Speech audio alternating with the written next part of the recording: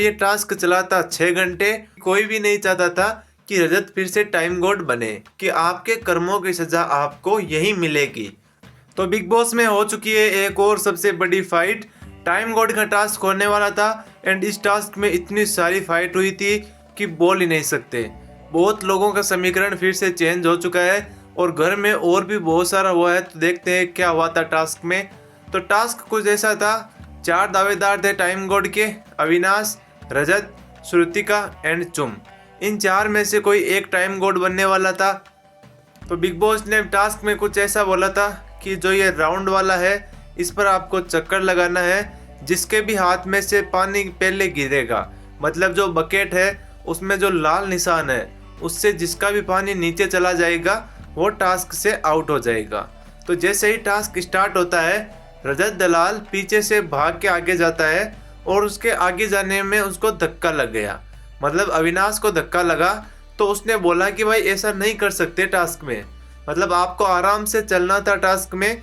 जो सबसे पहले नीचे जाएगा वो टास्क से बाहर निकल जाएगा एंड जैसे 3 लोग बचेंगे थोड़ा सा और ऊपर चलेंगे, ऐसे करना था। फिर जिसके भी कटोरे में से पानी गिर जाएगा वो टास्क से बाहर हो जाएगा। तो जैसे ही रजत दलाल भग के आगे जाता है, टास्क में पहले कुछ ऐसा नहीं बताया हुआ था कि आपको आराम से चलना है, आप कैसे भी चल सकते हो।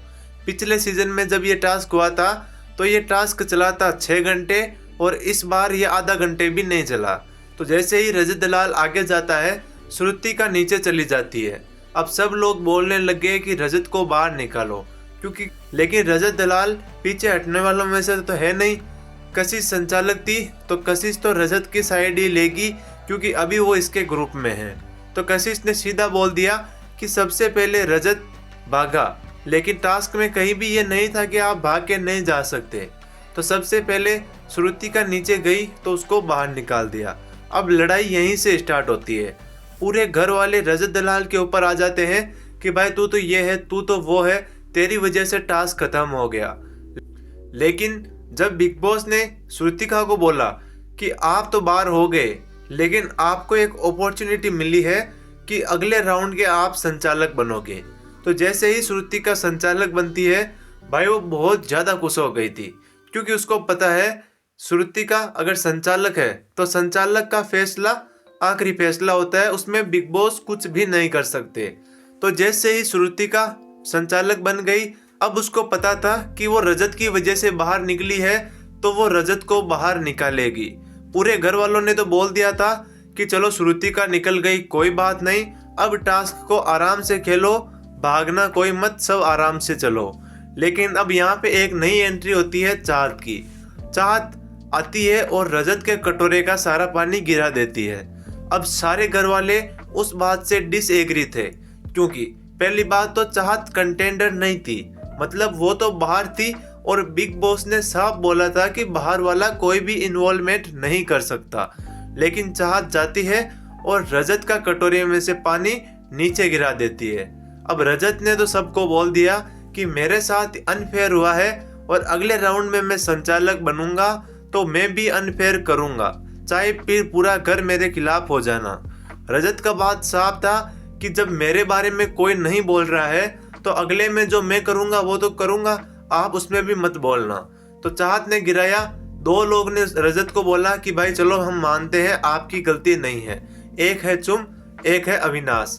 बाकी सारे घर वाले बोल रहे थे कि भाई अगर रजत ने भी धक्का दिया है तो चाहत भी दे सकती है। तो इसी बात से रजत चिढ़ गया, क्योंकि भाई सब लोग बोल रहे थे कि चाहत सही है, जबकि वहां पे चाहत टोटल ही गलत थी। अगर गेम में चुम और अविनाश रजत को धक्का देके बाहर निकालते तो वो एक फेयर बात है, क्योंकि रजत भी आगे भग के गया तो उसमें धक्का लग गया। लेकिन चाहत की तो एंट्री होनी भी नहीं चाहिए, क्योंकि वो तो गेम में है ही नहीं। तो इसी वजह से रजत को गुस्सा आया। तो श्रुतिका संचालक थी तो उसने बोला कि भाई अगर मैं ऐसे बाहर हो गई तो रजत आप भी बाहर होते हो। बिग बॉस ने भी बोल दिया कि संचालक का फैसला आखिरी फैसला होता है, तो अब रजत संचालक बनेंगे। तो गेम में बचे 2 लोग, चुम और अविनाश। अब सबसे बड़ी बात यहीं पे आ गई। अविनाश ने बोला कि जो मेरे कटोरे में से पानी गिराएगा या मेरे कटोरे में से पानी गिरने नहीं देगा, मैं दोनों को बाद में देख लूंगा टाइम गॉड बनने के बाद में। क्योंकि मुझे खेल के टाइम गॉड बनना है, ना कि कोई अनफेयर काम करके। वो बोल रहा था कि भाई मेरे को खैरियत में टाइम गॉड बनना ही नहीं है। उसने बोल दिया तुम टाइम गॉड बन जाओ, मैं नहीं बनूंगा अगर ऐसे ही खेलना है तो ये अविनाश की एक चाल भी हो सकती है, क्योंकि वो इतने टाइम से अनफेयर खेल रहा है। तो फुटेज को चेंज करने के लिए उसने सोचा कि मैं अगर ऐसा बोलूंगा तो सब लोग यही सोचेंगे कि बंदा लॉयल है, जो कि सबने सोचा। सब लोग अविनाश की तारीफ करने लग गए थे, तो अविनाश को इसी चीज से फायदा हुआ और सब लोगों की फुटेज उसने खा ली। अब आप ही बताओ, अविनाश अब तक सबसे अनफेयर बंदा था, ईसा सबसे अनफेयर थी, इस बात में वो फेयर कहां से हो गए? टाइम उसे पता था कि चाहे कोई सा भी टास्क हो, चुंब से वो जीत जाएगा, क्योंकि मेजोरिटी वोट भी उसके पास थे एंड चुंब से थोड़ा सा वो स्ट्रेंथ में भी ज्यादा है। तो इसी बात से उसने फायदा उठाया और सबको बोला कि भाई मैं तो फेयर ही खेलना चाहूंगा। अगर अविनाश के सामने रजत होता तो वो कभी नहीं बोलता कि भाई मैं फेयर खेलूंगा। तो बात करते हैं, जब रजत संचालक बनता है तो रजत पहले तो बैठ गया था। सब घर वाले बोल रहे थे, करण भी बोल रहे थे कि सही है, इनको फेयर खेलने दो। करण अलग अलग बोलता है। करण ऐसे बोलता है कि अगले को बुरा भी नहीं लगे, उसकी तारीफ भी हो जाए, करण का काम भी हो जाए। तो जैसे ही करण ने ये बोला, विवियन ने भी बोल दिया कि भाई हाँ ठीक है, फेयर खेलने दो, क्योंकि विवियन को भी कहीं ना कहीं पता था अविनाश ये टास्क जीत जाएगा, क्योंकि साफ पता है चुम से थोड़ा वो स्ट्रेंथ में ज्यादा है। तो जैसे ही टास्क चलता है, पीछे से चाहत पोक करती है कि आपके कर्मों की सजा आपको यही मिलेगी। अब रजत का सरक गया दिमाग। वो उठा, जाके उसने चुम का कटोरा गिरा दिया और सीधा रीजन दिया, जब मेरे बारे में कोई नहीं बोल रहा तो मैं ये टास्क कैसे होने दे सकता हूँ। अब रजत को वैसे तो कोई डर है नहीं, ज्यादा से ज्यादा क्या कर लेंगे, नॉमिनेट कर देंगे। और रजत की फैन बेस इतनी है कि नॉमिनेशन से तो उससे कभी खतरा ही नहीं है। अब घर में जो भी वोट हो रहे हैं, टॉप पे रजत ही रह रहा है, अगर जनता का ओपिनियन मांगे तो रजत को ये बात अच्छे से पता है। तो उसने जाके गिरा दी और स्टेटमेंट दिया कि चुगदा के चुगदा मेरे सामने हो जाओ, मेरा कुछ नहीं कर सकते, जो कि सबको पता है रजत अकेला भी खेल सकता है। तो जैसे ही ये हुआ, चुम जाके उसके ऊपर चढ़ गई कि आपने मेरे साथ ऐसा क्यों किया, और बहुत सारे कमेंट उस पर पास किए कि गधा ही रहेगा, गधा ही रहेगा। बाकी लोग भी उसको बोल रहे थे, चाहत ने उसको बोला तू तो गुंडा ही रहेगा। तो देखो भाई, यही है फर्जीवाड़ा, यहीं पे चलता है सब कुछ। चाहत इतने दिनों से तो रजत के साथ रह रही थी, लेकिन अब दिग्विजय के साथ जाने के बाद रजत को भूल गई।